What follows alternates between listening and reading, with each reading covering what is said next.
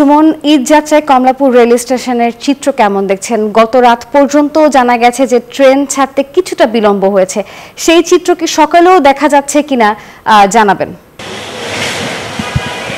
নাফিসা, আমি এই মুহূর্তে কমলাপুর রেল স্টেশনে আছি। এখন পর্যন্ত কিন্তু কোনো ট্রেন ছেড়ে যায়নি। ঈদ যাত্রায় যে ট্রেনের কথা বলছেন, আপনারা জানেন যে গত 2 তারিখ থেকে কিন্তু অগ্রিম টিকিট বিক্রি শুরু হয়েছিল ঈদ যাত্রার। আজকে কিন্তু সেটি শুরু হলো। আমরা যেমনটি জেনেছি, সকাল 9টা 25 প্রথম ট্রেনটি ছাড়বে। এখানে যে বিশেষ যে 10 জোড়া ট্রেনের ব্যবস্থা করা হয়েছে ঈদ যাত্রায় নগরবাসীকে ভোগান্তিমুক্তভাবে পৌঁছে দেওয়ার জন্য, সেটি কিন্তু এখনও ছাড়েনি। এখন আমরা যেমনটি দেখেছি যে এই ঈদ যাত্রার ট্রেনের কিন্তু 25% টিকিট, মূলত সম্পূর্ণ টিকিটই 75% টিকিট কিন্তু অনলাইনে বিক্রি হয়েছে।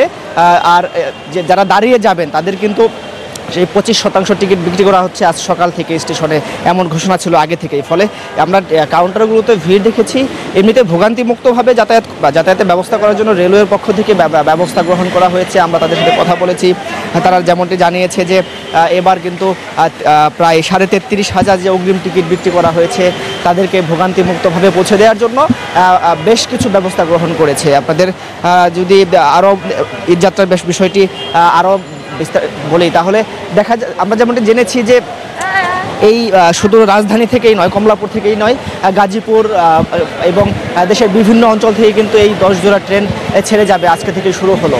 এবং আরেকটি বিষয় জানিয়ে রাখি, আজ কিন্তু ফিরতি টিকিটের বিক্রিও হচ্ছে। যারা এই নারীর টানে বাড়ি যাবেন তাদের যে ফিরতি টিকিট, সেটিও কিন্তু গতকাল থেকে বিক্রি শুরু হয়েছে। এই ছিল আমার কাছে কমলাপুর রেল স্টেশন থেকে সর্বশেষ। নাফিসা।